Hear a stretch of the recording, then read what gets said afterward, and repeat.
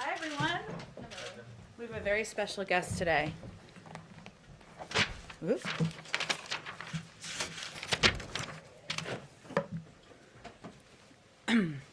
Since his inauguration, President Biden has put diplomacy at the center of United States foreign policy, grounding our international engagement in American values, rebuilding our alliances, and re-engaging with international institutions to help strengthen them. Obviously, part of his visit to the State Department is an emphasis on that. But to talk about the president's visit to the State Department today, as well as the executive actions he will sign on re-engaging the world with diplomacy, we're excited to welcome National Security Advisor Jake Sullivan to the briefing room. And he's kind enough to take a few questions. I will be the bad cop as per usual over here. Oh, my mask. Sorry about that.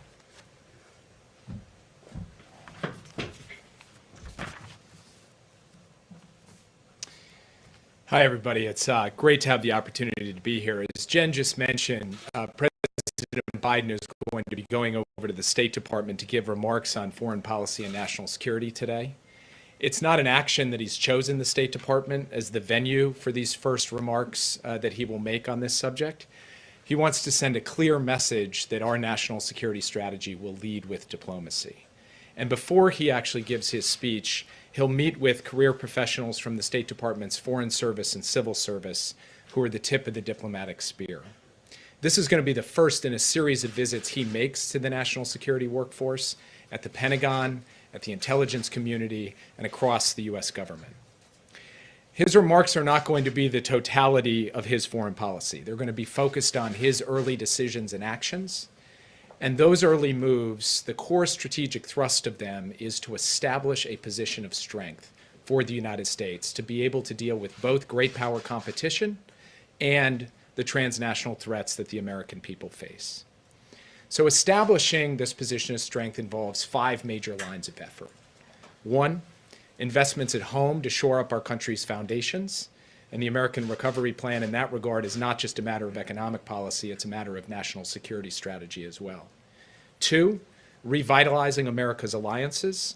The president has spoken with key allies in both Europe and Asia. Just last night, he had the opportunity to speak with both the president of the Republic of Korea and the Prime Minister of Australia. And the national security team is working now with those allies to build out an ambitious agenda. 3, re-engaging key institutions and agreements as part of a new commitment to multilateralism in service of America's national interests. We've rejoined the Paris Climate Accord, and President Biden will be hosting a Climate Leaders Summit in April. We've reversed the decision to leave the World Health Organization. We've just yesterday extended the New START Treaty to maintain strategic nuclear stability with Russia for the next 5 years. 4, reasserting our values. The president in the first 2 weeks has reversed the Muslim ban, the ban on transgender service members serving in our military. And today, he will announce an end to American support for offensive operations in Yemen. And 5, getting our global force posture right, making sure that our global force posture is consistent with our national security and diplomatic priorities. Today, he will announce that Secretary Austin will lead a global force posture review, and during the pendency of that review, will freeze any troop redeployments from Germany. Now, of course, establishing a position of strength also means building a national security team that's fit for purpose. And here at the National Security Council, not only have we reinforced and reinvigorated every element of our regional and functional work, we've added a new deputy for cyber and emerging technology. We've elevated democracy as a key part of the National Security Council's work. We've added a coordinator for the Indo-Pacific. and we've begun an intensive review of our strategies and resources towards the threat posed by domestic violent extremism. Now, our view is that once we have established this position of strength, we will be able to compete more effectively with our competitors across the board, and especially with China in every domain: economic, diplomatic, technological, security, you name it.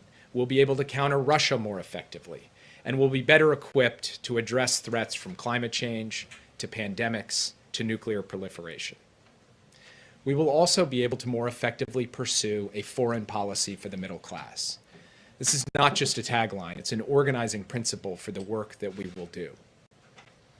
So what does that mean? What is a foreign policy for the middle class? Well, it starts with how we set priorities. Everything we do in our foreign policy and national security will be measured by a basic metric. Is it going to make life better, safer, and easier for working families? So, of course, that means a different approach to trade policy. We're not about trying to make the world safe for multinational investment. We're about creating jobs and raising wages here in the United States. So our priority is not to get access for Goldman Sachs in China. Our priority is to make sure that we are dealing with China's trade abuses that are harming American jobs and American workers in the United States. So whether it's dumping or subsidies or intellectual property theft, or the countries across the world who have engaged in problematic currency practices, our priorities in the trade space will be about the American worker. But it's about much more than that. It's about thinking about national security as national competitiveness, making investments in our own industrial and innovation base so that the good-paying jobs and industries of the future are here in the United States. So Build Back Better isn't just about economics, it's about national security as well. And then it's about the set of issues that working families in this country are facing every day that are challenging their lives and livelihoods: the pandemic, climate change, the threat of domestic violent extremism. And so from our perspective, putting the middle class and working people at the center of our foreign policy isn't just good from a strategic perspective, it's just good common sense and good, decent values as well. So these are some of the things you'll hear from President Biden today, and we will also have the opportunity to put out a set of executive orders that establish regular order in our national security decision-making, that revitalize our workforce, both in terms of the skills they have and to reflect the diversity, equity, and inclusion priorities of this administration, and to build up a more robust capacity for the United States to accept refugees from around the world. So let me stop there and be happy to take a few questions before turning the podium back over to Jen. Yeah. Jacob, thanks for being in the room. We appreciate it. First, I want to ask you speak about the president's position of strength. As it relates to Russia, what does it say about President Biden's position of strength that after his conversation with President Putin on issues like the hack, on Alexei Navalny and others, days after it, Vladimir Putin basically ignored it and sentenced Navalny to 2.5 years in prison? Well, first of all, unlike the previous administration, we will be taking steps to hold Russia accountable for the range of malign activities that it has undertaken. That includes interfering in America's democracy. It includes the poisoning of citizens on European soil with chemical weapons. It includes the types of hacks and breaches that you just referred to, and many other things as well. We will do that at a time and in a manner of our choosing. And we believe that imposing those costs and consequences will have an effect on Russia's behavior going forward. Now, is it going to stop Vladimir Putin from doing everything we don't like? Of course not. But do we believe that we will be able to take a firmer, more effective line when it comes to Russian aggression and Russian bad behavior? Yes, we do. At the same time, I would just like to reiterate that that doesn't rule out being able to work with Russia where it's in our interest to do so. We can walk and chew gum at the same time. And the New START treaty and that extension, keeping a lid on nuclear proliferation, is in fact very much in America's national security interests. With another top-line issue, obviously, on your plate right now as it relates to Kim Jong-un and North Korea. You said that the president spoke now to the president of Korea, of course not to the head of the DPRK there. Does this White House, does President Biden have any intention to continue the diplomacy as it relates to Kim Jong-un? Will he meet with Kim Jong-un? We are conducting a review of our policy towards North Korea as we speak. President Biden told President Moon last night that that review is underway and that we will consult closely with our allies, particularly the ROK and Japan, in doing that. And I'm not going to get ahead of that review. Yeah. Thanks, Jake. Question on immigration. When the president signed his executive order directing DOJ not to contract with private federal prisons, he did not extend that to DHS and ICE, which houses many undocumented immigrants. So is that something that he plans to do? And if so, why didn't he do it in that executive order? I would refer you to DHS and to Secretary Mayorkas for that. Yep. Mr. Sullivan, the president campaigned on issuing a presidential memorandum making LGBTQ human rights a priority in U.S. foreign policy within 1 week of his administration. Do you expect that to be rolled into the announcement today? And if so, how will that initiative compare to the initiative on the previous administration led by former Ambassador Bernal? I appreciate you raising the question. I didn't want to steal the president's thunder, but since you asked it directly, he will be announcing a presidential memorandum on protecting the rights of LGBTQ individuals worldwide today. That will be part of his remarks at the State Department, and it reflects his deep commitment to these issues, both here in the United States and everywhere around the world. And the United States will speak out and act on behalf of these rights as we go. Yes. Thank you so much. Just picking up on Peter's question on speaking from a position of strength, I want to talk about sanctions on Myanmar. Does the fact that we have Republican lawmakers who support the claim that the election was stolen, some potentially having ties to extremist groups who stormed the Capitol, does it make the job of the administration's foreign policy team more difficult to punish countries like Myanmar on the grounds of violations of democracy and rule of law? On the one hand, pulling our country together, revitalizing our own democratic foundation, building more unity, as President Biden has talked about, that will be an important part of us operating effectively in the world. But when it comes to Burma specifically, this is an area where there is genuine bipartisan agreement. President Biden, in his remarks today, will talk about some of the outreach he has done to Republicans on the issue, and we believe we can work with the Congress on a package of sanctions to impose consequences in response to this coup. We will also be working with allies and partners around the world. Yeah. I just wanted to follow up quickly on Burma. The top generals there have already been sanctioned under the Magnitsky Act, and the State Department has said that the administration wants to avoid any action that could, negatively impact the Burmese people. So what options specifically in terms of sanctions is the administration considering, and does it include declaring like a new national emergency via an executive order to impose sanctions on more generals or the military or government as a whole? Without getting too far ahead of ourselves, we are reviewing the possibility of a new executive order, and we are also looking at specific targeted sanctions, both on individuals and on entities controlled by the military that enrich the military. So we believe we have plenty of space to be able to find the types of sanctions targets necessary to sharpen the choice for the Burmese military. Yeah. On Monday, Iran proposed allowing the European Union to negotiate a simultaneous return to the Iran nuclear deal, the idea being, the U.S. drops sanctions in exchange for Iran coming into compliance. Is that proposal at all being considered? We are actively engaged with the European Union right now, particularly the three members of the P5+1, Germany, the UK, and France. We are talking to them at various levels of our government. Those consultations, I think, will produce a unified front when it comes to our strategy towards Iran and towards dealing with diplomacy around the nuclear file. And I just don't want to get ahead of where that's going to end up. You can take one or two more here. Hold your back up. Yeah. Hi. Will the president announce that he's naming a new envoy for Yemen when he's at the State Department this afternoon? Yes, he will. As I said in my remarks today, he is going to announce an end to American support for offensive operations in Yemen. That is a promise that he made in the campaign that he will be following through on. But he will go further than that. He will talk about the United States playing a more active and engaged role in the diplomacy to bring an end to the conflict in Yemen, and that will include the naming of a special envoy, which will happen today.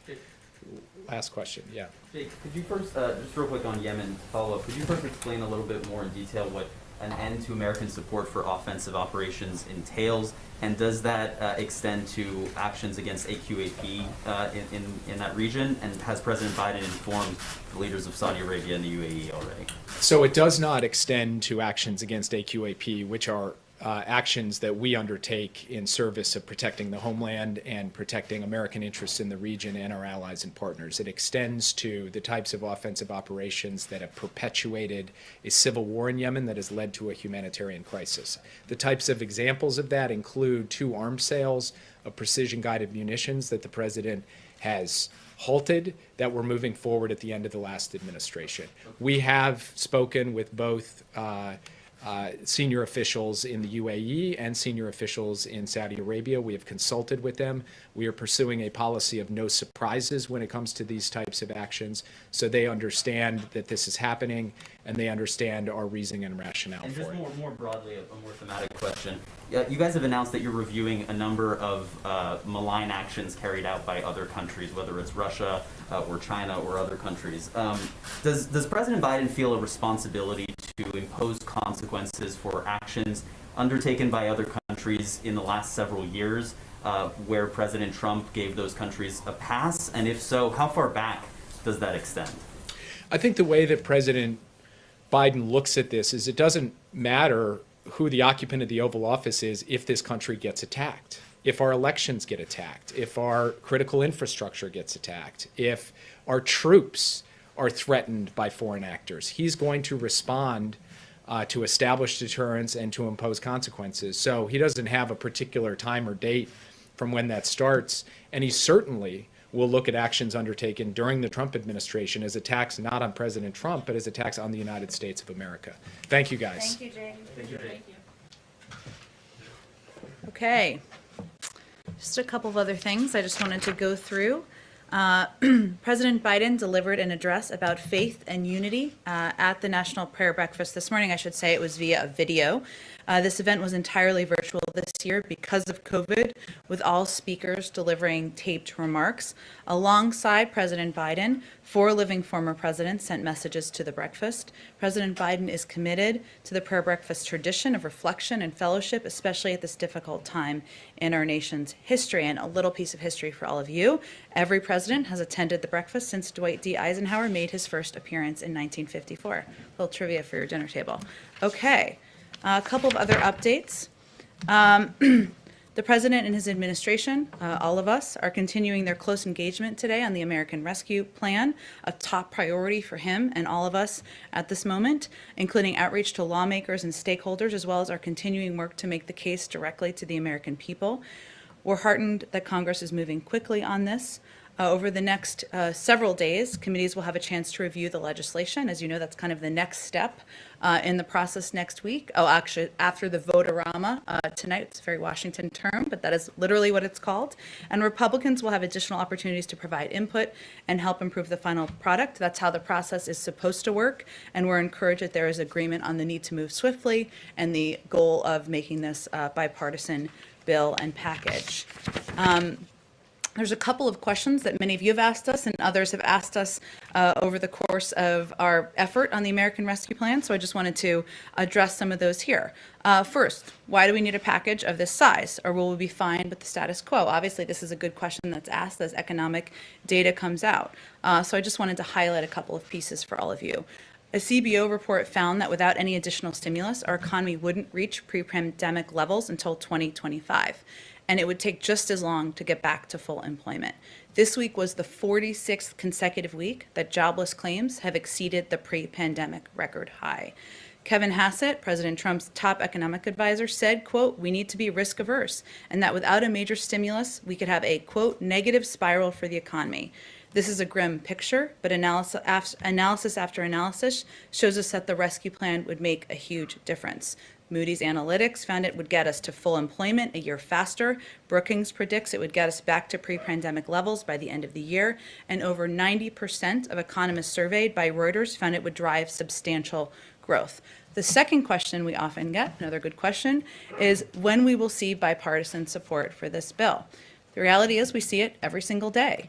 A new survey from Navigator Research out this morning shows 72% of Americans support the rescue plan, including 53% of Republicans. A Quinnipiac poll yesterday found that 68% of Americans back the rescue plan. A Yahoo YouGov survey on Monday showed that over 2/3 support the package. So I just wanted to highlight a couple of those pieces. Those are excellent questions we get in here, but we did a little thinking about your questions. Last thing I just wanted to do at the top, Kristen, who's back today again, asked a great question about the Artemis program, which I dug into, and I'm very excited about it now to tell my daughter all about it. So, for those of you who have not been following it as closely, through the Artemis program, the United States government will work with industry and international partners to send astronauts to the surface of the moon, another man and a woman to the moon, which is very exciting, conduct new and exciting science, prepare for future missions to Mars, and demonstrate America's values. To date, only 12 humans have walked on the moon. That was half a century ago. The Artemis program, a waypoint to Mars, provides exactly the opportunity to add numbers to that, of course. Lunar exploration has broad and bicameral support in Congress, most recently detailed in the FY 2021 Omnibus Spending Bill, and certainly we support this effort and endeavor. Why don't we go to you first, Arlene? Thank you.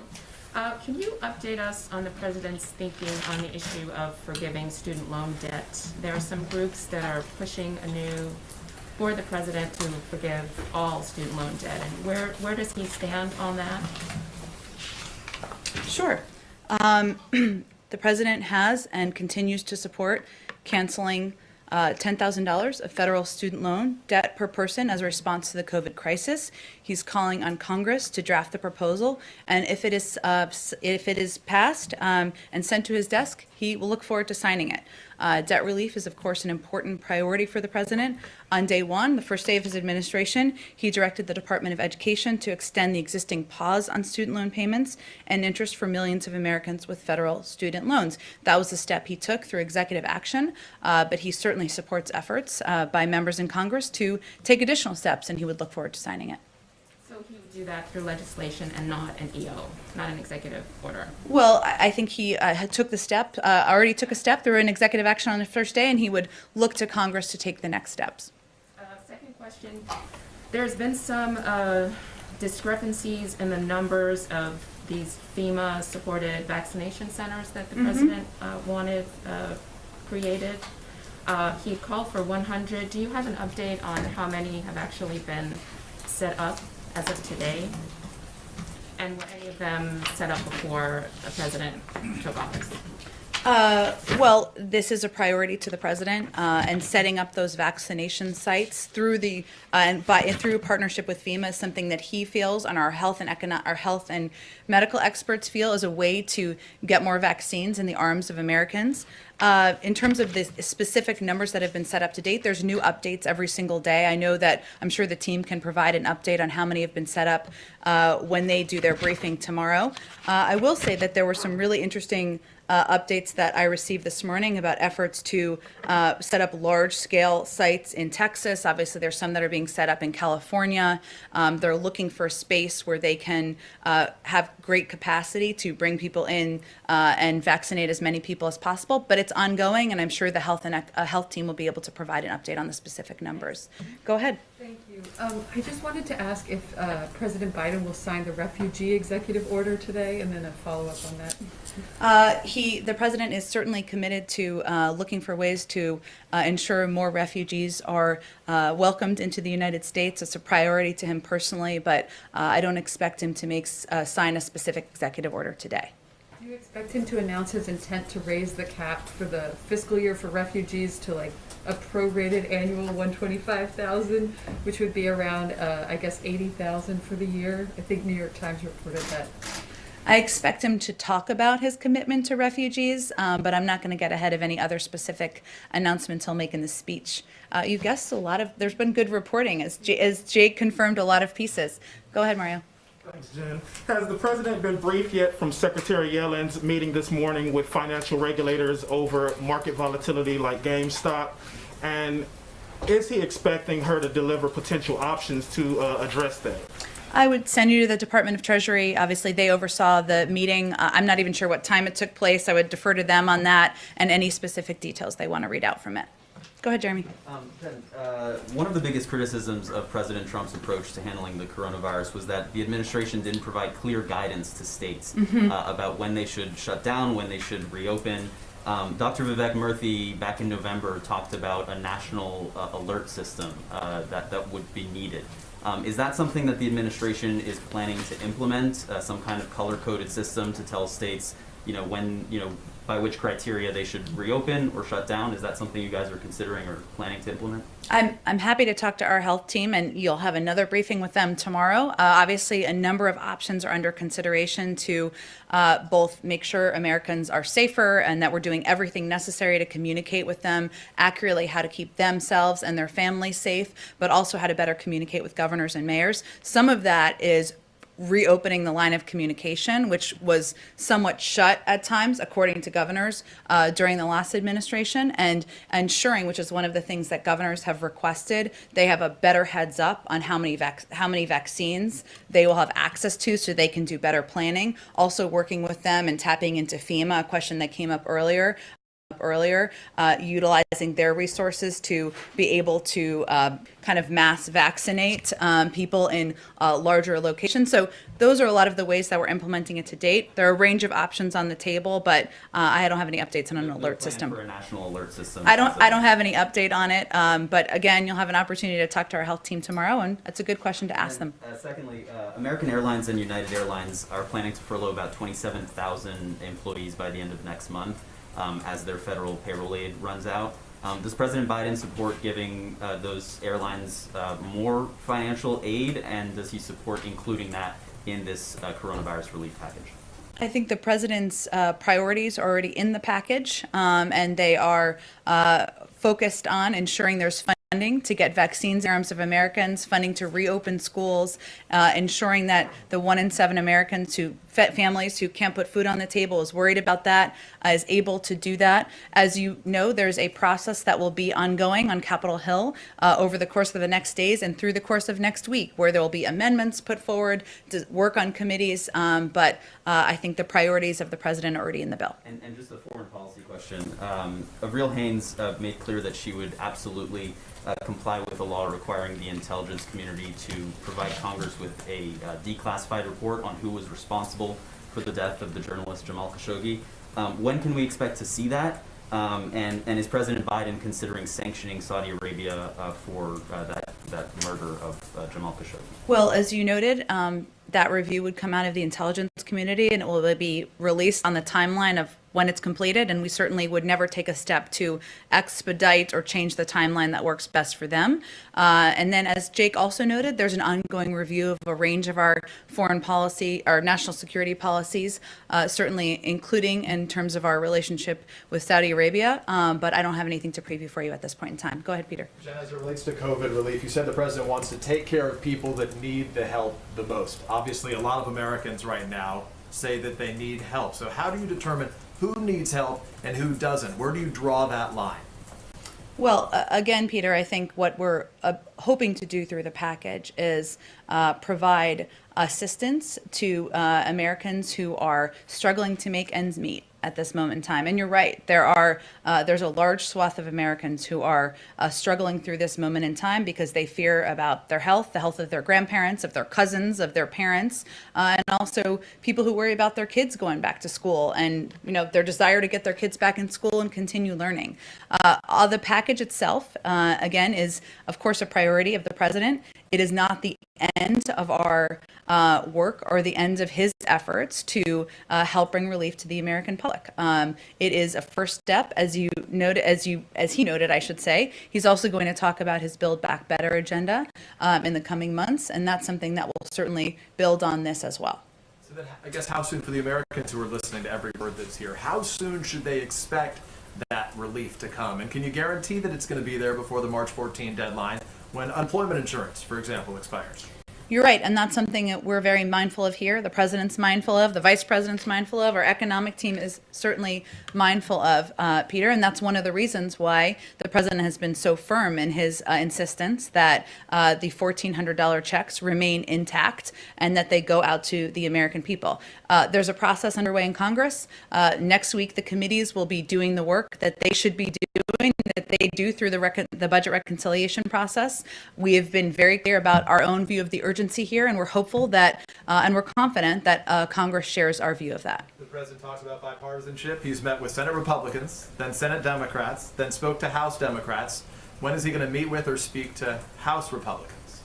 He's every single day. He is meeting with members of both parties, engaging with members of both parties. That work is not done, but I don't have a meeting to announce for you here today. Clear, though, has he spoken or has he met with Kevin McCarthy yet, the leader of the? I don't have any calls to read out for you. Our team remains in touch, again, with Democrats and Republicans, members of our economic team, members of our political teams. We are certainly engaged with all offices that have an interest in engaging with us. Last question, if I can. Hunter Biden has a memoir to be published in April.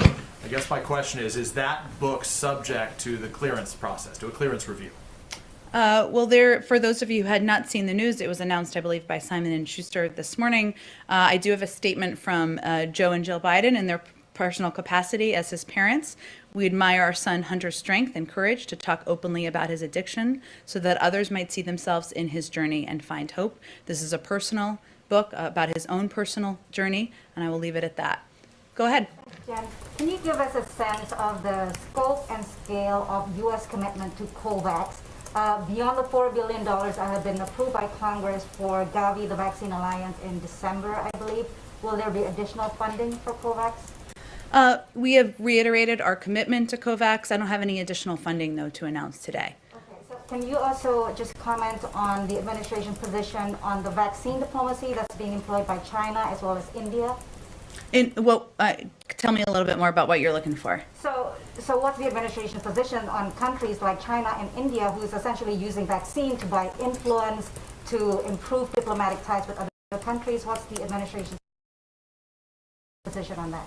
Well, our position is that we're focused on ensuring that the American people are vaccinated, that we are getting as many shots in the arms of Americans as possible. We rejoined the World Health Organization so that the United States can have a seat at the global table in order to play a constructive role in getting safe and effective vaccines in the arms of Americans. I'll leave it at that.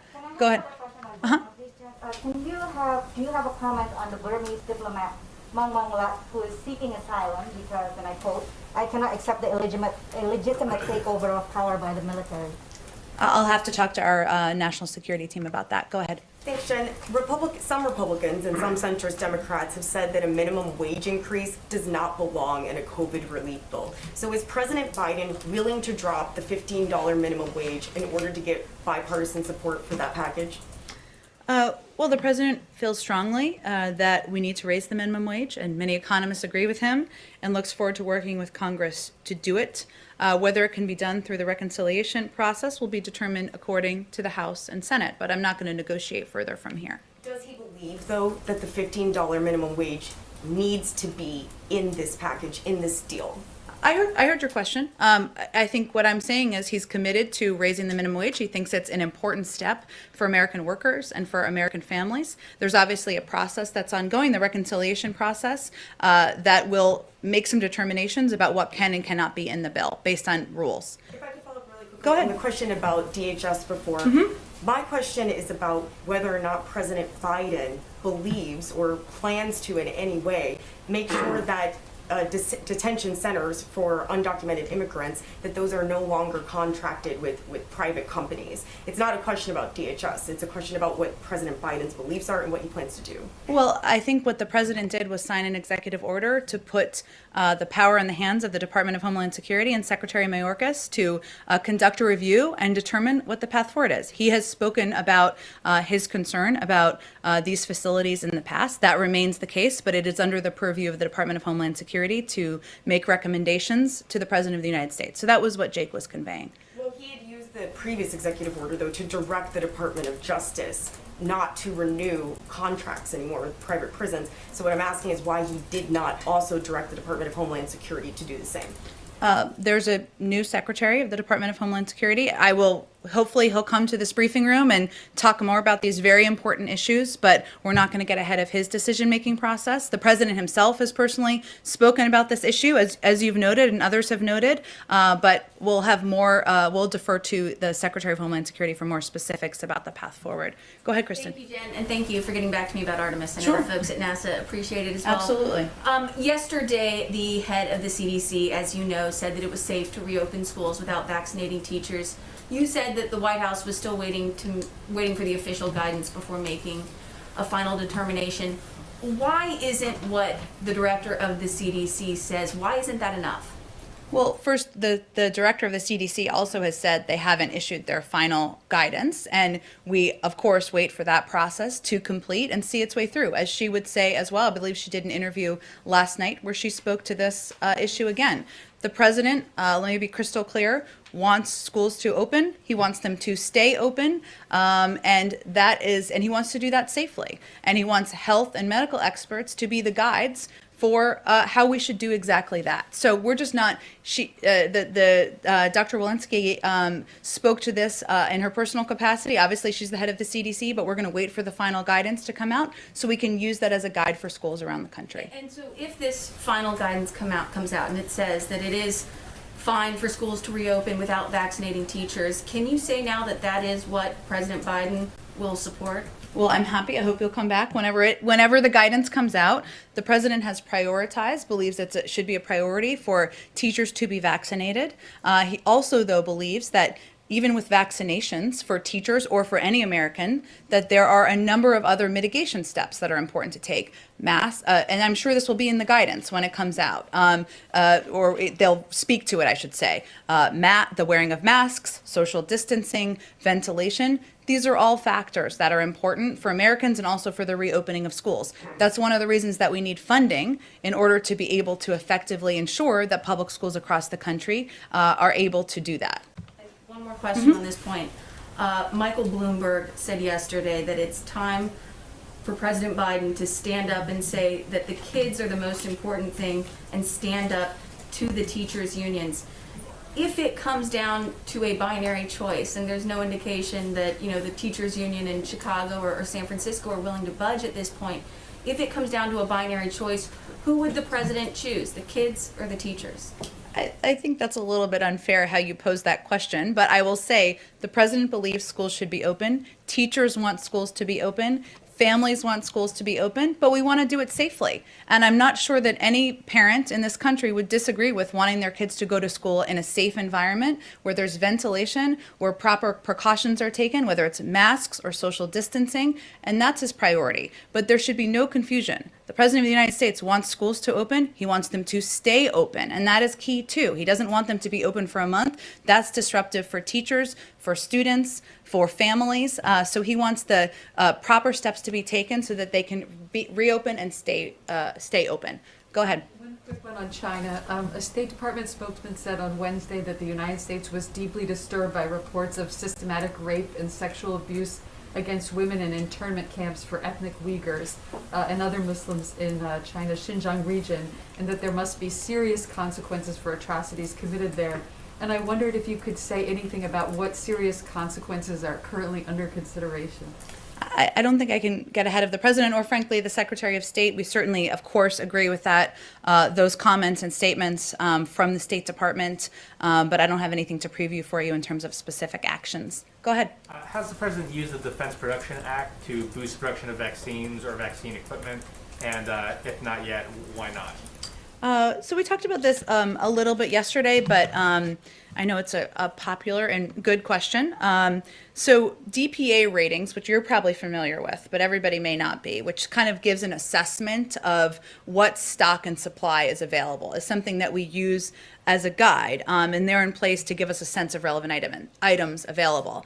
The president invoked the Defense Production Act because he wanted to have the capacity, or wanted his team to have the capacity to address shortfalls when needed, and we are constantly monitoring that. So all options are on the table in terms of how we would use the Defense Production Act and what we would use it to help produce in terms of relevant equipment or resources. I expect we'll have more of an update, maybe even as soon as tomorrow, on how specifically we're planning to use it. So, I mean, obviously you're tracking where the shortfalls are. You have not seen the need to formally push forward with it yet at this point. Well, I think I would say that, one, there are ongoing conversations with companies and manufacturers about capacity and what steps could be taken. And as I mentioned, the ratings, because we assess when there are needs, right? When we assess when there are needs to produce syringes or masks or things along those lines, and then we can act very quickly. But again, there's a briefing from our COVID team tomorrow, and hopefully they'll have more to say on exactly this topic. Go ahead in the back. Hi, Jen. Thanks. I just wanted to clarify some questions on energy sector. Sure. In light of the cancellation of the Keystone Pipeline, just wondering what the fate are of other proposed projects, including if the president supports Governor Whitmer's calls to scrap a pipeline that cuts through Michigan, powers up the Great Lakes and into Ontario. Does he support her calls to cancel that? I have not talked to our climate team about specifically that pipeline. Of course, I think we've noted that a number are under review, but I will see if there's an update on that particular pipeline. Trump also approved permits that would carry oil from the Canadian territories into Alaska. Is that under review, or? I think, again, all of these pipelines are a part of what our climate team is looking at and assessing. I haven't seen another update from them on an additional step, but I will see if there are any updates to report back to them. Finally, on his call with the President, Canadian Prime Minister Justin Trudeau requested Canada be exempt from Buy America provisions. Has the President made a decision on whether Canada would be exempted? I don't think we have any update on that particular question. Go ahead. Today's Brett Pooler. I'm going to ask a question for Sure. on behalf of myself and on behalf of my colleague who can't be here because Okay. of COVID restrictions. Clearly, on LGBTQ issues, the president is ready to make good on his promises.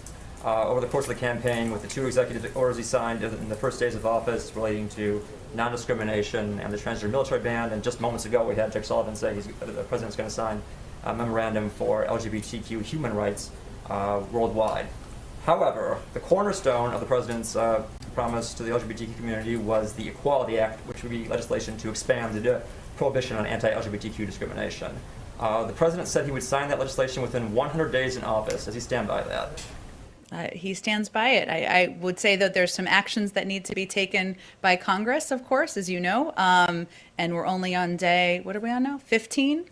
Okay, so 16, 17? All right, yeah. Right around there. So we have 85 days to go.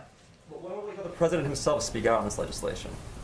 I think the president has been out speaking out about a range of issues he's committed to, including many on LGBTQ rights over the course of the last 2 weeks of his presidency, and he will continue to be, but I don't have any scheduling updates for you at this point in time. And now to my colleague. Sure.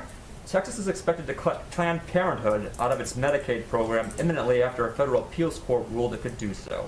Is the Biden administration planning to step in and take action, as was done under the Obama administration, to prevent states from cutting Planned Parenthood and other abortion providers from Medicaid programs?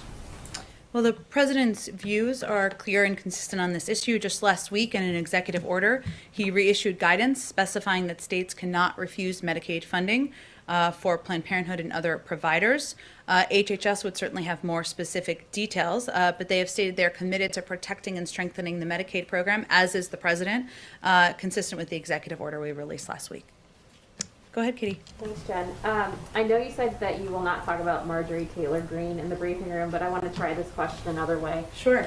What is the president's stance on a majority party potentially establishing a precedent that would result in the stripping of committee assignments, as Republicans have said? Look, I would say that it's not the role of the president or the role of the White House press secretary to do analysis on the fissures in the Republican Party and the actions that may be taken in Congress as a result. And another one, what is the president's view on the bill that Senator Romney is expected to introduce today? It could include up to $4,200 per child to families, but would eliminate existing welfare programs and tax credits. Is that compromise, or would that be a non-starter? I know that reporting just came out, I believe, right before I came out here, so I haven't spoken with the economic team about it. Certainly efforts to provide additional funding for, I believe you said, a child tax credit? Child tax credit? It would actually eliminate existing welfare programs and some existing tax credits. Well, again, the reporting just came out right as I was walking out here, so I haven't talked to our economic team about it. We certainly welcome efforts or offers from our Republican friends for discussion and how we can improve the American Recovery Plan, but they haven't done any analysis, I think, quite yet on Senator Romney's proposal. Go ahead, Peter. Jen, we saw some new figures today. More than 2 million guns were sold in January. That was an 80% jump and the second highest monthly total on record. A lot of this, of course, had to do amid all the coverage related to the Capitol riots then. The president promised to act on day one on this issue. Of course, we know there's only so much he can do by executive action on it. Where does this fall on his list of legislative priorities? There's only so much capital that you have in these first 100 and first few days. You're right, and he has an ambitious plan on a lot of areas and on a lot of issues. I will say, as vice president, and even before that, the president took on the NRA twice and won. This is an issue he is personally committed to. Many in this building are personally committed to, and I think he would love to see action on additional gun safety measures to protect families and children, and knows that there is support across the American public for that. Of course, I guess that's up to him, though, for there to be action. So when would he take action and put some proposal before Congress? Well, I think we have a couple of proposals currently before Congress, but again, this is an issue he is personally committed to. He has a personal, has worked on it many times in the past, but I don't have a date for you on when there would be a proposal. If I can, I want to ask you, there's an NBC News video that went viral of a grocery store in Naples, Florida. You may or may not have seen this. If you haven't, I'll describe it to you. When you pan Give us a play-by-play. When you pan the grocery store, you see that almost everybody in there is not wearing a mask, even though it's in a county, I believe, where masks are mandated. The question is, beyond urging Americans to wear masks, what specifically is this White House doing to combat that resistance, especially given the concerns about the coronavirus mutations and others right now? Well, one, we are trying to communicate about it as frequently as possible. Obviously, as you see, I wear a mask out here. I take it off when I come to the podium based on the recommendations and advice of our health and medical experts. You all are wearing masks right now, and the president has taken steps that are possible through his federal authorities, including mandating them on public lands, on airplanes. But part of what we're also trying to do is make our health and medical experts available to ensure people understand, and I'll reiterate it here today, it's not just a vaccine, is obviously an incredible medical breakthrough, and we want every American to have one. But even after you're vaccinated, social distancing, wearing masks are going to be essential, and we'll need to continue communicating about that through health and medical experts. So what do you say to those folks? What do you say to the folks like those that we saw in this video? I believe one of the folks who owns or runs that store who said he doesn't believe that 450,000 Americans have died of coronavirus. At the end of the day, we need everybody on board to beat this virus. What do you tell them? We try to fight the misinformation with facts, Peter, and fight it with health and medical experts, including at a national level, at a local level, to convey to people that wearing a mask is something that not only can save the lives of their neighbors, but of their family members. It's quite, and it's steps they're taking to protect themselves. I mean, we know statistically, or from our health experts, I should say, that if Americans wore masks for 100 days, 50,000 lives would be saved.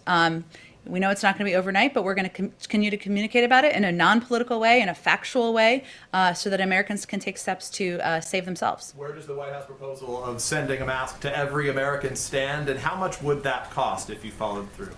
Well, there are a range of options on the table to help protect more Americans from the coronavirus and encourage people to mask up. And as I said, that's vital to us because it's not just about the vaccine. It's also about social distancing, ventilation, and certainly wearing masks. But no decision has been made to do that. So I don't have a cost assessment. Obviously, it would depend on how many people would be sent a mask. Thank you, Jim.